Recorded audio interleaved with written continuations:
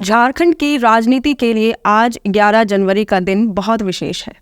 इसी दिन दिशोम गुरु शिबू सोरेन, झारखंड के पहले मुख्यमंत्री बाबूलाल मरांडी और झारखंडी क्रांतिकारी सुनील महतो की जन्मतिथि है। दिशोम गुरु 80 के हो गए, बाबूलाल मरांडी 66 के और दिवंगत सुनील महतो की आज 98वीं जयंती है। तीनों ही अपने अपने समय में लोगों के बीच छाए, अपने काम के दम पर अपनी पहचान स्थापित की। तीनों का अपना एक दौर था। हालांकि इन तीनों ही दिग्गज नेताओं की कड़ी गरीबी, राजनीति और 1932 खतियान आधारित स्थानीय नीति से जुड़ती है। तीनों ने 1932 के खतियान के आधार पर स्थानीय नीति लागू किए जाने पर जोर दिया। शिबू सोरेन और सुनील महतो ने जहां 1932 खतियान लागू किए जाने की वकालत की, तो वहीं बाबूलाल मरांडी ने अपने कार्यकाल के दौरान इस नीति को लागू भी किया। हालांकि हाईकोर्ट में इसे चुनौती दिए जाने के बाद अब तक यह अस्तित्व में नहीं आ पाया। सबसे पहले बात करते हैं दिशोम गुरु की। साल 1944 में रामगढ़ के नेमरा गांव में जन्मे शिबू सोरेन ने 10वीं तक की पढ़ाई की। महाजनी प्रथा की खिलाफत करने वाले पिता सोबरन मांझी का लहू शिबू सोरेन के भी रगों में दौड़ रहा था। साल 1957 में पिता की हत्या के बाद शिबू सोरेन ने भी आगे चलकर आंदोलन को जन्म दिया। उन्होंने अपने जीवन का ज्यादातर समय झारखंड की पहचान स्थापित करने में लगा दी। झारखंड को बिहार से अलग कर राज्य को एक पहचान दिलाना उनका लक्ष्य बन गया।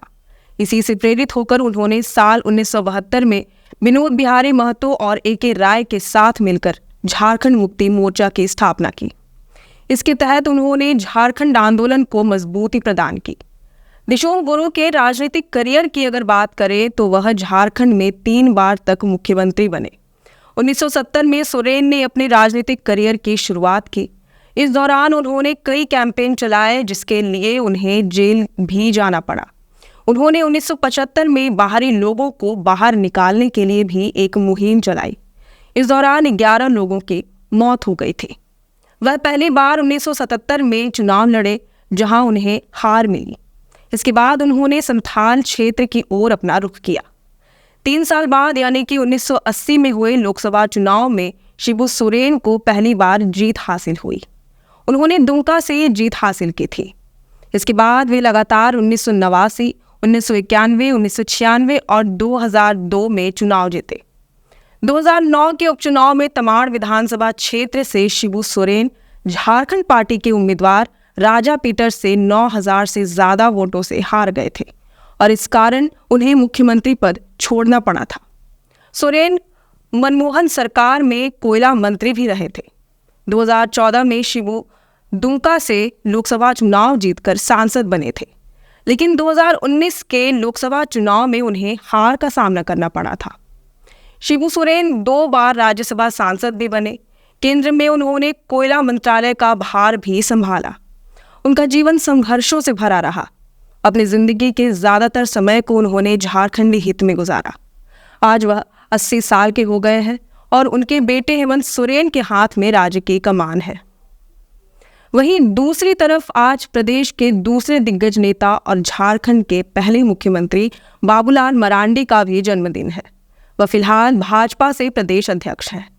11 जनवरी 1958 में गिरिडीह के कोडिया बैंक गांव में जन्मे बाबूलाल मरांडी का ताल्लुक एक किसान परिवार से रहा। अपनी शुरुआती पढ़ाई गांव से पूरी करने के बाद उन्होंने गिरिडीह कॉलेज में दाखिला लिया। कॉलेज में पढ़ाई के दौरान मरांडी संघ परिवार से जुड़े। काफी समय तक संघ और आरएसएस में काम करने के बाद उन्हें विश्व हिंदू परिषद का सचिव बनाया गया। संघ और आरएसएस से जुड़ने से पहले मरांडी एक स्कूल टीचर थे। उनके टीचर रहने के दौरान एक बहुत ही दिलचस्प घटना हुई, जिसने उन्हें राजनीति में कदम रखने के लिए प्रेरित किया। बाबूलाल मरांडी जब शिक्षक थे, तब एक बार उन्हें शिक्षा विभाग में काम पड़ गया। जब वह काम कराने विभाग के कार्यालय में गए, तो वहां के बड़े बाबू ने काम के एवज में उनसे रिश्वत देने की मांग की। इस बात को लेकर दोनों में काफी कहासुनी हुई और इसके बाद गुस्साए बाबूलाल मरांडी ने शिक्षक की नौकरी से ही इस्तीफा दे दिया। इसके बाद उनकी राजनीतिक करियर की शुरुआत हुई। संघ में सक्रिय होने के बाद बाबूलाल मरांडी साल 1990 में बीजेपी के संथाल परगना के संगठन मंत्री के रूप में काम किया। कई सालों से दुमका में काम कर रहे मरांडी को भाजपा ने 1991 में यहां से लोकसभा चुनाव का टिकट दिया, लेकिन वे हार गए। 1996 में एक बार फिर से वह शिबू सोरेन से इस सीट पर मात खा गए। 2 बार दिशोंग बुरु से चुनावी समर में पराजित होने के बाद साल 1998 में उन्होंने शिबू सोरेन को और फिर 1999 में उनकी पत्नी रूपी सोरेन को हराकर अपनी राजनीतिक धाक जमाई। 1999 में अटल जी की सरकार में उन्हें केंद्रीय मंत्री भी बनाया गया। झारखंड राज्य अलग होने पर 2000 में बाबूलाल मरांडी झारखंड के पहले मुख्यमंत्री बने। 2003 में पार्टी में विरोध के कारण उन्हें मुख्यमंत्री पद छोड़ना पड़ा।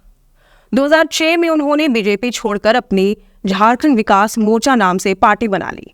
2009, 2014 और 2019 के लोकसभा चुनाव और विधानसभा चुनाव में झारखंड विकास मोर्चा ने चुनाव लड़ा। 2009 में कांग्रेस के साथ गठबंधन करके बाबूलाल की पार्टी जेवीएम ने चुनाव लड़ा। फरवरी 2020 उन्होंने अपनी पार्टी जेवीएम का बीजेपी में विलय कर दिया और बीजेपी विधायक दल के नेता चुने गए। 1989 में उनकी शादी शांति देवी से हुई थी। दोनों का एक बेटा अनूप मरांडी भी था, जिसकी 2007 में नक्सली हमले में मौत हो गई थी। बाबूलाल मरांडी और शिबू सोरेन में दिलचस्प समानता है। दोनों ही पूर्व मुख्यमंत्री ने हार से अपनी राजनीति की शुरुआत की थी। दोनों केंद्र सरकार में भी मंत्री रहे हैं। वहीं आज झारखंडी आंदोलनकारी रहे सुनील महतो की भी जयंती है। 11 जनवरी 1966 को सरायकेला खरसावा के गांव छोटा गमरिया में जन्मे सुनील महतो एक राजनेता और आंदोलनकारी थे। वह झारखंडी क्रांतिकारी नीलमन महतो के बड़े भाई थे। पिता का नाम गणेश महतो और माता का नाम खादू महतो था। सुनील महतो की प्रारंभिक शिक्षा गांव के ही स्कूल में हुई।